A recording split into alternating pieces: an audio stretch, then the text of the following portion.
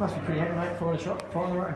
Yeah, definitely. We were just talking about the sheds downstairs then, and it's massive credit to not just the players but the staff themselves. We sat in a room for up to a month to this date. We were none and full.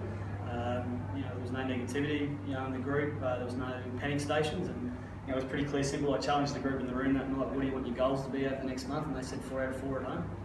And they've delivered. Like I said, that's not just the players, it's the staff as well. Everyone in that room with none and full put their hand up, accountability wise, and we've been working hard since then. Are you surprised with, I guess, how easy it was today? You said this was the biggest test, and you really carved them up in that first half. Look, they still showed them that there's positives and negatives to the allocation system. I remember I was at Tweed in 09 and we were getting 10 blokes back on a Friday night, and I still think when you watch them play their footy at the moment, they show that, you probably see with us that we played a lot more footy together, so losing 4 guys today, I think less affected us than them. Probably too, I think you've got to learn not to lean on your yellow cap players too much, and mate, you take that Hampton out of that football side, and they really look pedestrian at times today. But mate, I said to Glenn Degler after the game, their second half was excellent. It's sitting at 28-0, they put the cue in the rack, and they came and had a bit of a dig in the second half for him. Is that what you thought it was? They stepped up, or did you think the intensity dropped? I think it was a mixture of a few things, mate, to be honest. I definitely think our intensity dropped in the first 10 minutes of the second half, and that kind of gave them that stiff and got back into it. I mean, we let a line break in off the kick-off, and then we put two, the first time the whole game, we put 2 errors in a row together, where just after we spoke about coming and being ruthless. But then after that, to be honest, I thought we were really good. After that first try, we got the second half and got going. And I'll be honest, I'll come out and say, I thought some of the refereeing, I scratched my head out a little bit. The whole point of winning play the ball was supposedly get a reward. And there were times where in the second half, I think we could have maybe ticked the scoreboard over a little bit more, but we just weren't getting the reward for the game speed we were getting. I thought there was plenty of situations where we probably deserved a penalty on the floor. That's just being honest. I really thought, they came out and had a dig in the second half, but I thought we were restricted by the fact that they were laying all over us at times. I imagine you would have said, as you said to the guys at half time, be ruthless, and if so, did you think they were? In patches. In patches in the second half, I thought we were. We just, it's all been said and done. The boys spoke about it themselves actually before I got out on the field. Obviously, the senior boys pulled it in, and so we're not going to talk about it too much, but they did just say we can't do this next month, probably against some of the more higher teams in the competition. If you say you're going to do something, you really need to come out. You can't afford to have that 10 minutes to get going again. Was that the first half? Do you think that perhaps your best half of the year too? Yeah, I think so. Starmer, you want to jump on that one? Yeah, it was a good half. Yeah, and to have limited only one cowboy player, that was a challenge for us in the sheds. To come out and just work our sets, and get to our completion rate up, which we did, and it's just showing that we just got to compete in every play. How'd you handle it? Yeah, I was a little bit rusty. It's been 8 months since I did my injury, so I was obviously just had a little bit of game nerves, as usual. But credit to Joe picking me and all the staff for getting me back to my full fitness, because I set some goals. So I want to get back on this team, and I'm just really happy to be playing again. Did you think, was there a sense that you were kind of making your debut again? It had been so long. Yeah, I was a little bit worried earlier in the season, but just had to do the hard yards, and hopefully it's paying off now. And now I just got to set some more goals, because we'll get those Queensland allocated players back next week, and that they've got to fit in the team somewhere. So that may mean I drop back again, but I just got to keep working on the little things, and hopefully I'll just do what I can for the team. You obviously said that the medico said you were good to go, but were you 100%? Do you feel you still got improvement in you? Yeah, definitely. Always got to have improvement in you. The leg's fine, mate. It was more of a mental battle that I had to get over today with just pushing through the game and knowing that I can get back at pace at the level, because I can play local league, but it's a jump up to Q Cup. So I was a little bit worried mentally, but physically I felt I was alright.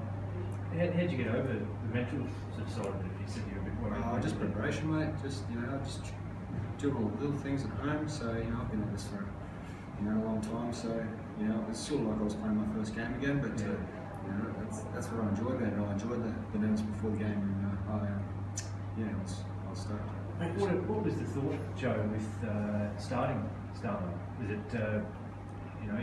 it Was it to get the nerves out of the way early? What was the thought behind Well, there's a couple of reasons behind it. We've spoken about it before. This game's probably gone a lot away from the starting team and bench now. It's 17 players that probably get you a result, at this level.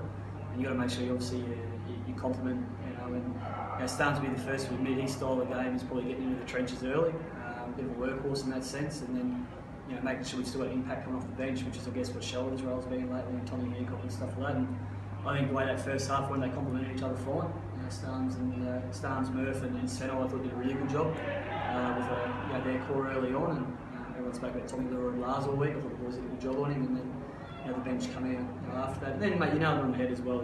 Coming back from injury like that, the last thing you want to do is warm up and then go sit on the sideline for 20 minutes. So it was probably good for him to get out there and rip in.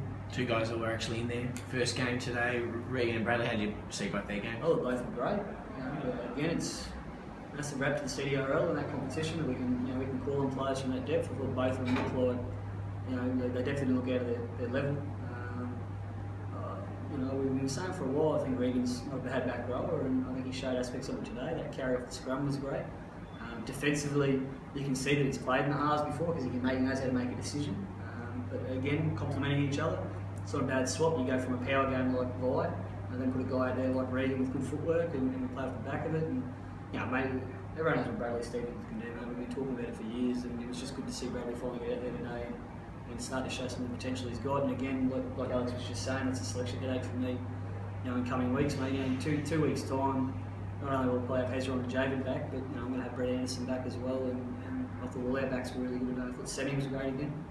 In his third game back up here since that run with Ivanhoe's. And Luke George, what I said during the week, he can find a try line.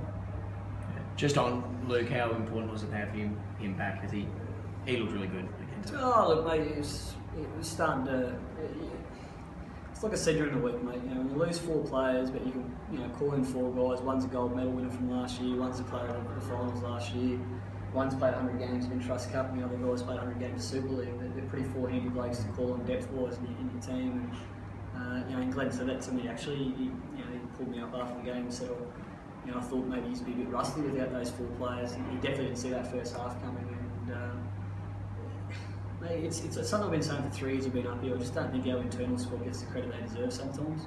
And I'm not in no way. Don't get me wrong. I know a lot of our success. You need that allocation, and the relation with the Cowboys has been great. And don't get me wrong, I love having those players back, but the last dominance we've had over the last 24 months, I just don't think sometimes the internal squad members get the recognition they deserve at times. It's been a bit of that talk going around without the allocations. He just couldn't do that. But we showed it today again. We showed it last year at Mariba.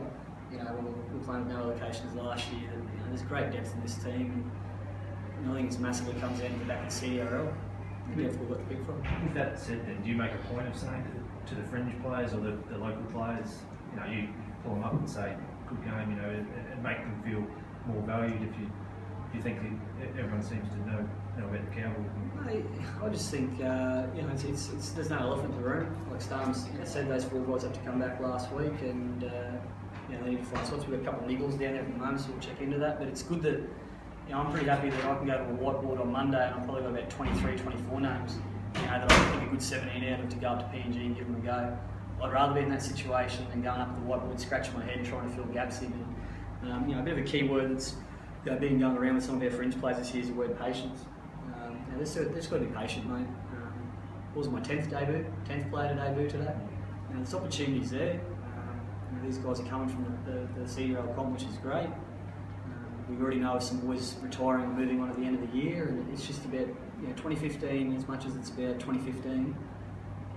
We've spoken a lot about these guys. If it's only 1 or 2 times they get blooded throughout the year, that's going to hold them in good stead going into the future as well. And they just got to be patient, mate. Just keep doing their job, and it's a long year as well. Some of these 4 blokes that I don't watch the residents game, but let's say they've had another good game today. We've got to remember those blokes are possibly getting called up the other end as well. So it's not about just waiting for injuries internally or them dropping back.